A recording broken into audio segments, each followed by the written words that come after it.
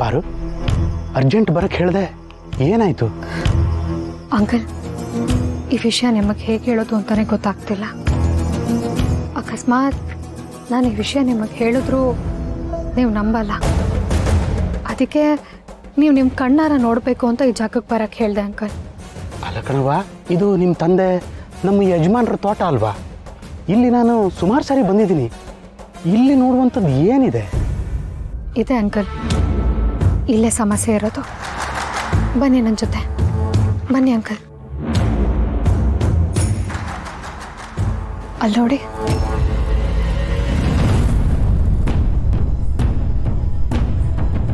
ಯಜಮಾನ್ರು ಗೋಡನ್ ಸುತ್ತ ಕಾವಲಿಟ್ಟವ್ರೆ. ಯಾರಿವರೆಲ್ಲ? ನನಗೂ ಅದೇ ಗೊತ್ತಾಗ್ತಿಲ್ಲ ಅಂಕಲ್. ಬನ್ನಿ ನೋಡೋಣ.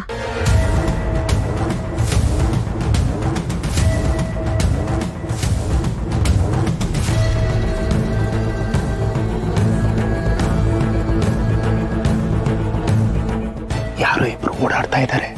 ಅಯ್ಯೋ ಅಂಕಲ್, ನಿಮ್ಗೆ ಬರೀ ಓಡಾಡ್ತಿರೋರು ಅಷ್ಟೇ ಕಾಣಿಸಿದ್ರ? ಅಲ್ಲಿ ನೋಡಿ, ಒಂದು ಹೆಂಗಸಿದ್ದಾರೆ ಅನಿಸ್ತಿದೆ, ಕಿವಿಯೊಲೆ ಕಾಣ್ತಿದೆ.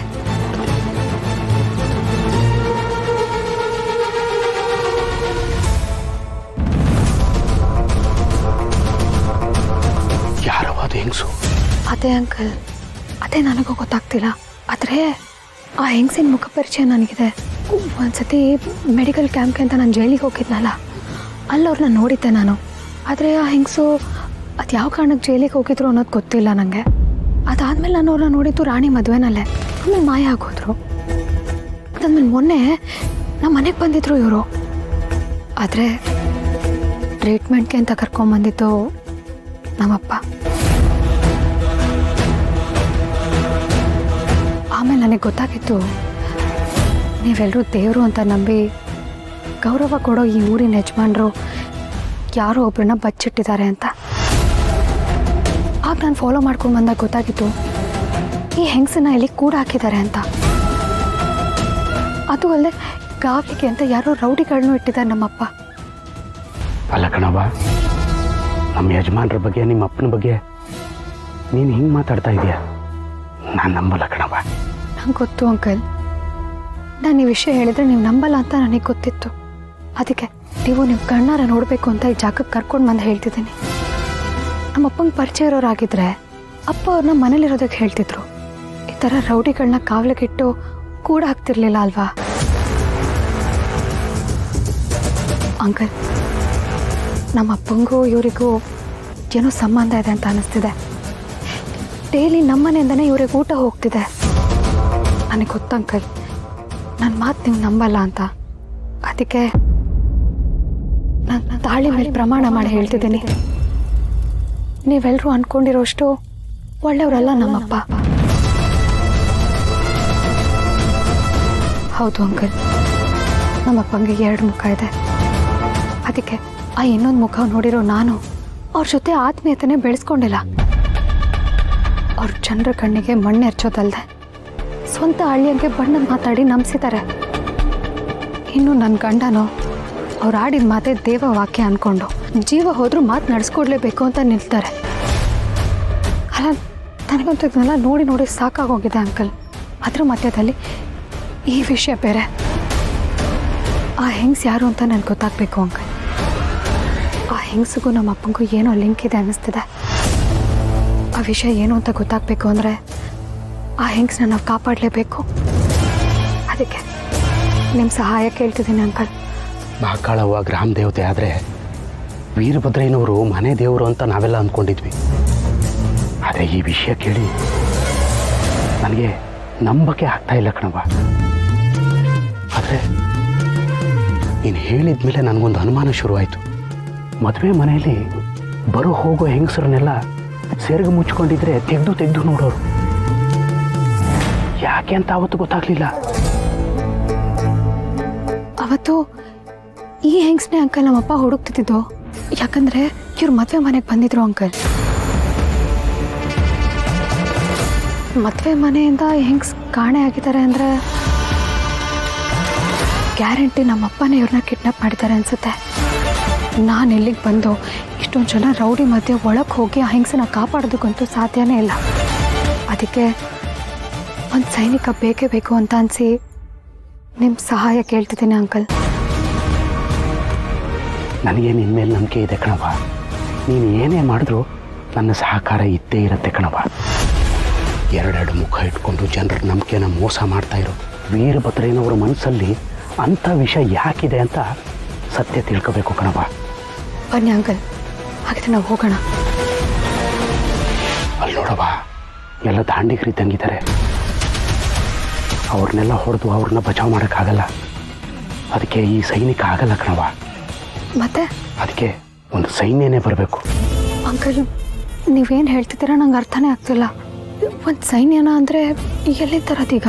ನಿನಗೆ ಅಗ್ನಿ ಸಾಕ್ಷಿಯಾಗಿ ತಾಳಿ ಕಟ್ಟಿ ಮಗು ನನಗೆ ನಿನ್ನ ಜೊತೆಗೆ ಇರ್ತಾನಲ್ಲ ಶಿವು, ಅವನೇ ಒಂದು ದೊಡ್ಡ ಸೈನ್ಯ ಕಣವ. ಇಲ್ಲ ಅಂಕಲ್, ಮಾವ ಇಲ್ಲಿಗೆ ಬಂದರೆ ಎಲ್ಲ ವಿಷಯ ಅವನಿಗೆ ಗೊತ್ತಾಗೋಗ್ಬಿಡುತ್ತೆ. ಮಾವ ನಮ್ಮ ಅಪ್ಪನ ಮೇಲೆ ತುಂಬ ನಂಬಿಕೆ ಇಟ್ಕೊಂಡಿದ್ದಾನೆ ಅಂಕಲ್. ಅವ್ನ ನಂಬಿಕೆಗೆ ಏನಾದರೂ ಮೋಸ ಆಗಿದೆ ಅಂತ ಗೊತ್ತಾದರೆ ಅವ್ನ ಮನುಷ್ಯನೇ ಆಗಿರಲ್ಲ. ನನ್ನ ಮಾವನ ಅಂತ ಸ್ಥಿತಿನಲ್ಲಿ ನನಗೆ ನೋಡೋಕ್ಕೆ ಇಷ್ಟ ಇಲ್ಲ ಅಂಕಲ್. ಯೋಚನೆ ಮಾಡಬೇಡವ. ಆ ಹೆಂಗಸನ್ನು ನಾವು ಬೆಳೆಸ್ಕೊಂಡು ಬರಬೇಕು. ಶಿವುಗೆ ಈ ವಿಷಯನೂ ಗೊತ್ತಾಗಬಾರ್ದು ಅಂತ ಒಂದು ಉಪಾಯ ಮಾಡೋಣ. ಯಾವಾಗ ಅಂಕಲ್? ಇವತ್ತು ರಾತ್ರಿನೇ.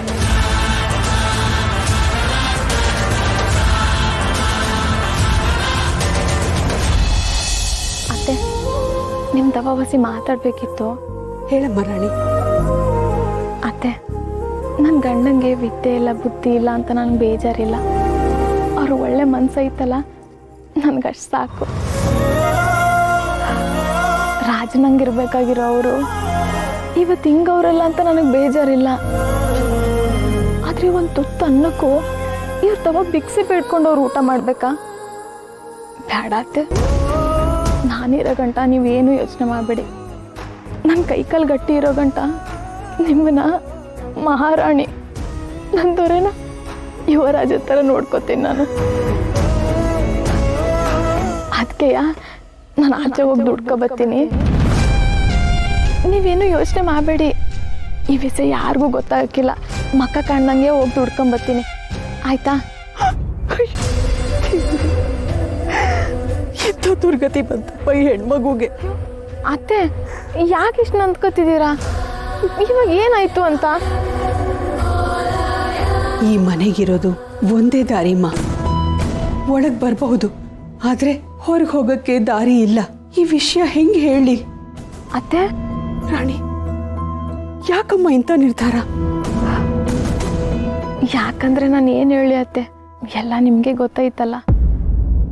ನೀವಿಬ್ರನ್ನ ಸಾಕೋಷ್ಟು ಶಕ್ತಿ ಆ ಮಕ್ಕಳವ ನಂಗೆ ಕೊಟ್ಟವಳೆ.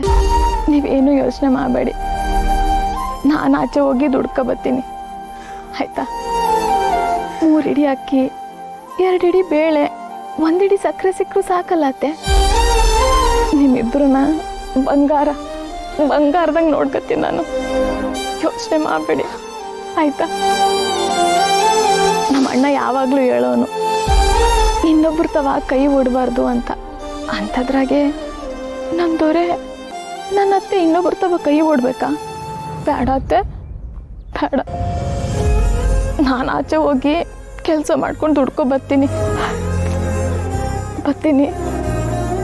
ಆಯ್ತು.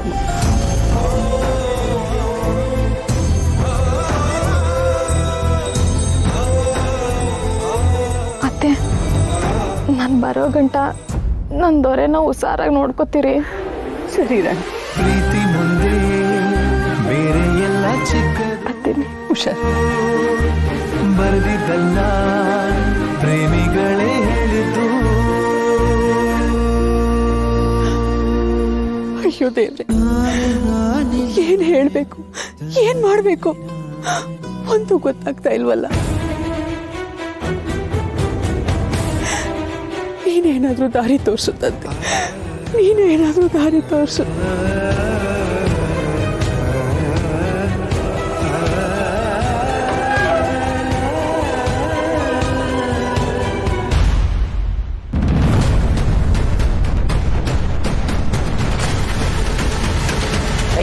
ಸರಿಯಾ? ಎಲ್ಲಿಗೆ ಹೋಯ್ತಿದ್ಯಾ? ಈ ಮನೆಯಿಂದ ಹೊರಗೆ ಹೋಗ್ಬಾರ್ದು. ಇದು ನಿನ್ನ ಗಂಡ ಅತ್ತೆ ಇಬ್ರಿಗೂ ಗೊತ್ತಿರೋ ಕಾನೂನು. ಈಗ ನೀನು ತಿಳ್ಕೋಬೇಕಾಗಿರೋ ಕಾನೂನು.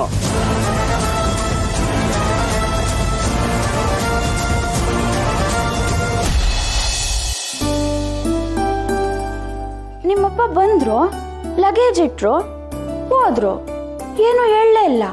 ಎಲ್ಗೋದ್ರಪ್ಪ? ನಿನ್ ಗಂಡನ 5 ನಿಮಿಷನೂ ಬಿಟ್ಟಿರಕ್ಕಾಗಕ್ಕಿಲ್ಲ ಅಲ್ವಾ?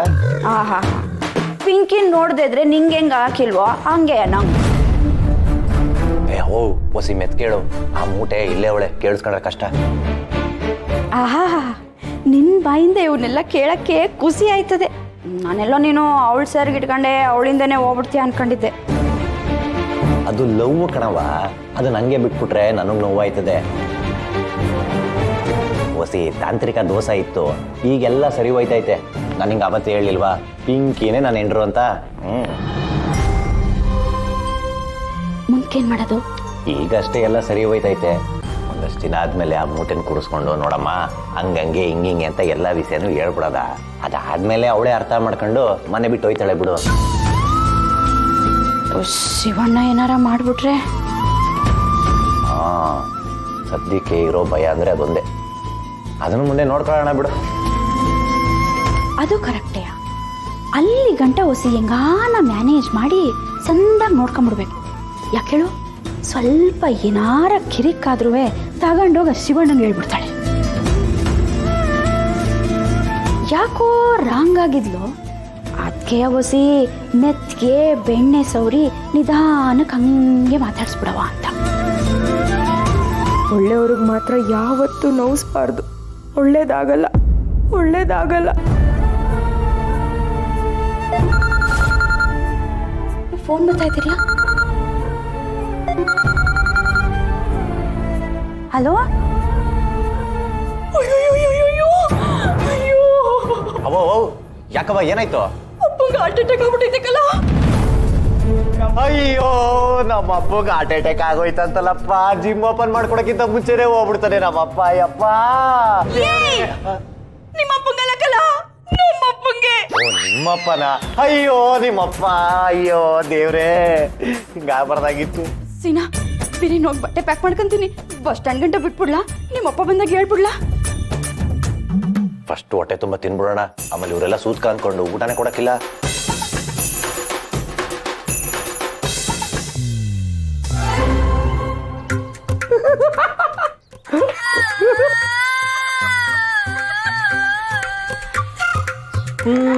ಹೂವಿನ ಬಾಡದಂತೆ ಯಾರಿಗೂ ಕಾಡದಂತೆ ಹಾಡಿನ ಸಾಲಿನಲ್ಲಿ ಮೂಡಿದ ಪ್ರಾಣದಂತೆ ವಾದದಂತೆ ಬಂದೆ ನೀನು.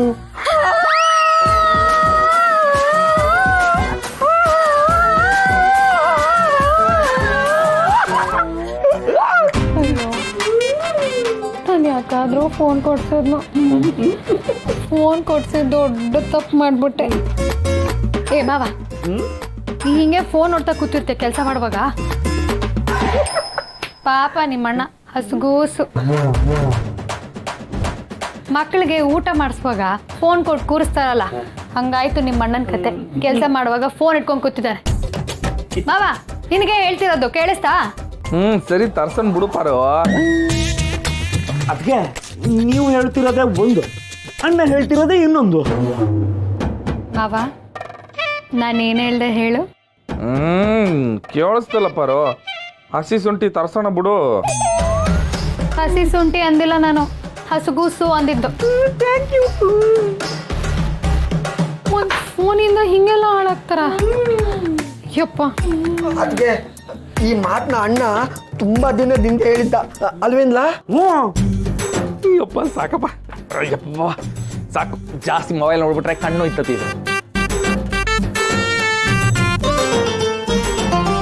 ಅಲ್ವಾ ಪರೋ?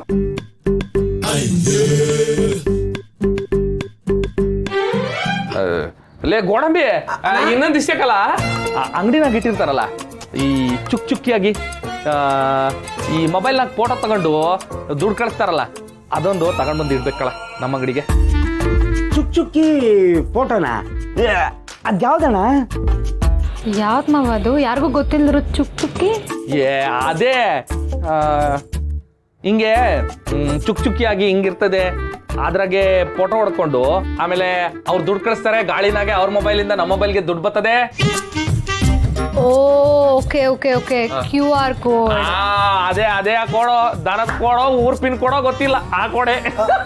ಅಯ್ಯೋ ಅದೆಲ್ಲ ಹಾಕ್ಬಾರ್ದಂತೆ, ಸರ್ಕಾರದವರು ಟ್ಯಾಕ್ಸ್ ಹಾಕ್ತಾರಂತೆ. ಮೊನ್ನೆ ಟಿವಿಯಲ್ಲಿ ನೋಡಿಲ್ವಾ, ಅದೇ ಗಲಾಟೆ ನಡೀತಾ ಇರೋದು.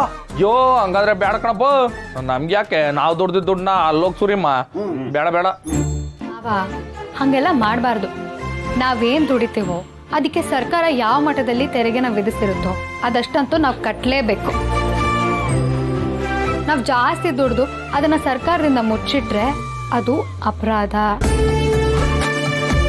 ಸೊ ನಾವು ನ್ಯಾಯವಾದ ತೆರಿಗೆನ ಕಟ್ಟಲೇಬೇಕು. ಓಕೆನಾ? ಸರಿ ಪರು, ನನ್ನ ಗಂಡ ಯಾವತ್ತೂ ತಪ್ಪು ಮಾಡಬಾರ್ದು. ಓಕೆ? ಗೊತ್ತೈತೇನ್ರಲ್ಲ, ನನ್ನೇ ದಾರಿ ತಪ್ಸಕ್ ಬರ್ತಾವ ಇವರು. ಕಲ್ತ್ಕೊಳ್ಳಿ, ತೆರಿಗೆನ ಮತ್ತೆ ಎರ್ಗೆನ ಮುಚ್ಚಿಡಬಾರದು. ನಗಡ್ರಲ್ಲ ಹೆಂಗೆ ಪಂಚು? ಭಾರಿ ಚೆನ್ನಾಗಿತ್ತು ಮಾವ. ಮಾವ, ನಿನ್ ಜೊತೆ ಏನೋ ಮಾತಾಡ್ಬೇಕು, ಬರ್ತೀಯಾ? ನೀನ್ ಕರೆದ್ರೆ ಹಿಮಾಲಯಕ್ಕೆ ಸ್ವೆಟರ್ ಹಾಕಳ್ದೆ ಬಂದ್ಬಿಡ್ತೀನಿ. ನಾಡಿಪಾರು ಮಾವ, ಸೀರಿಯಸ್ ವಿಷಯ ನಿನ್ನ ಹತ್ರನೋ ಹೇಳಬೇಕು. ಹೇಳು ಪರೋ. ಹೇಳ್ತೀನಿ ಮಾವ. ನಂಗೆ ನಿನ್ನಿಂದ ಒಂದು ಹೆಲ್ಪ್ ಆಗಬೇಕು. ನೀ ಕೇಳಿದ್ರೆ ಬೆಟ್ಟನೇ ಕಿತ್ಕೊಂಬಂದಿಟ್ಬಿಡ್ತೀನಿ. ಏನಂತ ಹೇಳು. ಹೇಳ್ತೀನಿ. ಗೋಡಂಬಿಣ ಗುರ್ಕೇಣ, ನಾವು ಹೊರಗಡೆ ಹೋಗಿ ಬರ್ತೀವಿ, ಆಮೇಲೆ ಸಿಗ್ತೀವಿ. ಅಂಗಡಿ ಕಡೆ ಜೋಪಾನ, ಆಯ್ತಾ? ಆಯ್ತು. ಜೋಪಾನ ಕೊಟ್ರಲ್ಲ, ಬರ್ತೀವಿ.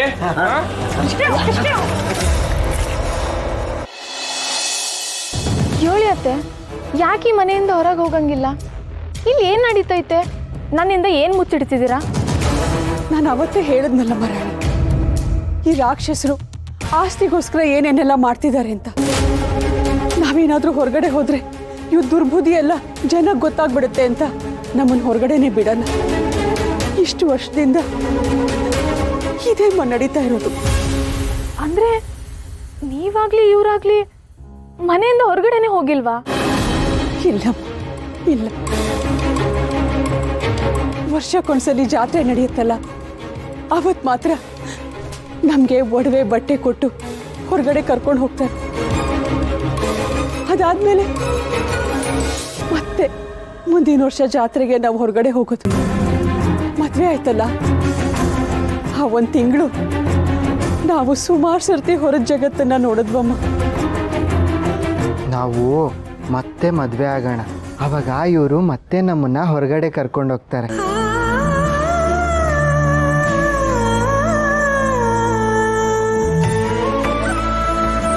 ಅಯ್ಯೋ ಮಕ್ಕಳವ, ಯಾಕೆ ಇವ್ರಿಗೆ ಇಂಥ ಶಿಕ್ಷೆ?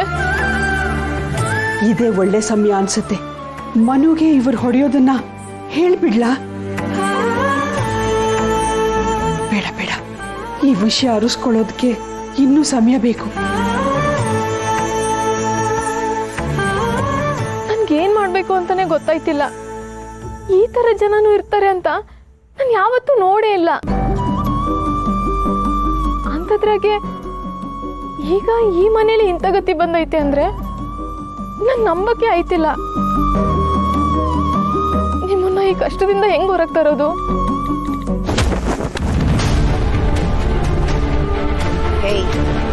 ಇದನ್ನೆಲ್ಲ ಚೆನ್ನಾಗಿ ಒಗ್ದು ಗರ್ಗರಿಯಾಗಿ ಒಣಗಿಸಿ ಇಸ್ತ್ರಿ ಮಾಡ್ಕೊಂಡು ತಗೊಂಡ್ ಬರ್ಬೇಕು, ಗೊತ್ತಾಯ್ತಾ? ಅಕ್ಕನ ಯಾರೇ ನಿಮ್ಮ ಅಕ್ಕ? ನಮ್ಮ ಅಮ್ಮನ ಹೊಟ್ಟೆಲಿ ಹುಟ್ಟಿದ್ಯಾ ಅಕ್ಕ ಅಂತ ಕರೆಯೋದಕ್ಕೆ? ನೋಡು, ಈ ಬಟ್ಟೆನೆಲ್ಲ ಸರಿಯಾಗಿ ಒಕ್ಕೊಂಡು ಬಂದ್ರೆ ನಿನಗೆ, ನಿಮ್ಮ ಅತ್ತೆಗೆ, ಅಪ್ಪೆದ್ ನನ್ನ ಮಗಂಗೆ ಊಟ. ಇಲ್ಲ ಅಂದ್ರೆ ಹತ್ಕೊಂಡು ಸಾಯ್ಬೇಕು, ಗೊತ್ತಾಯ್ತಾ?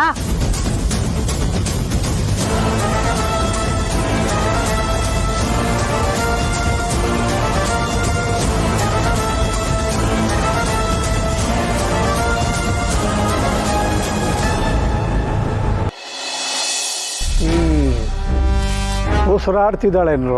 ಯಜಮಾನ್ರೆ, ಇವಾಗ ಆರಾಮಾಗ ಅವಳೆ. ಇನ್ನೂ ಎಷ್ಟು ವರ್ಷ ಬದುಕಿರಬಹುದು? ಏನು ಯಜಮಾನ್ರೆ, ನೀವು ಅವಳನ್ನ ಎಷ್ಟು ವರ್ಷ ಮುಗಿಸ್ತಲೇ ಇರ್ತೀರೋ ಅವಳು ಅಷ್ಟು ವರ್ಷ ಬದುಕಿರ್ತಾಳೆ. ದತ್ತಕ್ಕೆ ಮಗ ಅಲ್ಲ, ಜಾಲಿ ಗಿಡ ನೆರಳಲ್ಲ ಅಂದಂಗೆ ಅವಳು ಎಷ್ಟು ವರ್ಷ ಬದುಕಿದ್ರು ಯಾರಿಗೂ ಏನು ಉಪಯೋಗ ಇಲ್ಲ ಕಂಡ್ರು. ಅವಳು ಉಪಯೋಗ ಆಗೋದು ಈ ಮಾರಿಗುಡಿ ವೀರಭದ್ರನಿಗೆ ಮಾತ್ರ.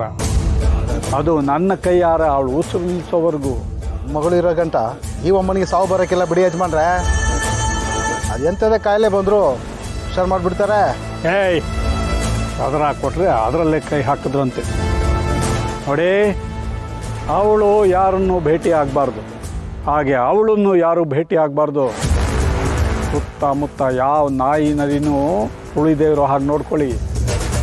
ಅಕಸ್ಮಾತ್ ಹಾಗೇನಾದರೂ ಬಂದರೆ ಅಲ್ಲೇ ಹೊಡೆದು ಹೂತಾಕಿ ಮುಂದಿನ ನಾನು ನೋಡ್ಕೋತೀನಿ. ಸರಿ ಯಜಮಾನ್ರೆ, ಆಯ್ತು. ಎಚ್ಚರ. ದಣ್ಗಳೇ, ನೀವು ಏನೇ ಹೇಳಿ ಪಾರವನಿಗೆ MBBS ಓದಿಸಿ ಒಳ್ಳೆಯ ಕೆಲಸ ಮಾಡಿದ್ರಿ. ಇಲ್ಲ ಅಂದಿದ್ರೆ ಶಾರದಾ ವಯಸ್ಸಕ್ಕೆ ನಿಗರ್ಕೊಬಿಡೋರು. ಆಮ್ಯಾಕೆ ಇನ್ನೊಂದು ದಿವಸ ಅದಣಿ ನಮ್ಮ ಶಿವು ಪಾರವನ್ಗೆ ಮತ್ತೆ ಕ್ಲಿನಿಕ್ ತೆಗಿಯೋದಕ್ಕೆ ಪ್ರಯತ್ನ ಮಾಡ್ತಾವನತ್ತೆ. ಅಕ್ಕೂ ಒಂದು ಬಾಣ ಬಿಟ್ಬಿಡಿ. ತಿನ್ನೋದು ತಿರ್ಪೆ ಅನ್ನ, ಮಲಗೋದು ಮಾರಿಗುಣಿಯಿಂದಂಗೆ ಆಯಿತು ನಮ್ಮ ಶಿವು ಕತೆ. ಇದು ಬದ್ ದುಡ್ಡೆಲ್ಲ ರಾಣಿ ಮದುವೆ ಖರ್ಚು ಮಾಡಿದ್ದ. ಬಂದಿದ್ದು ಮುಯಿ ಸ್ವಲ್ಪ ಕೈಯಲ್ಲಿದೆ ಅಂತ ಕಾಣುತ್ತೆ, ಅದಕ್ಕೆ ಮೆರೀತಿದ್ದಾನೆ. ಮೆರೀಲಿ ಎಲ್ಲದಕ್ಕೂ ಬಾಣ ಬಿಡೋದು ಹೇಗೆ ಅಂತ ಈ ಮಾರಿಗುಡಿ ದೇವರು ವೀರಭದ್ರನಿಗೆ ಗೊತ್ತು ಕಣ ಅಲ್ವಾ? ಅರ್ಥವಾಯ್ತದೇಣಿ.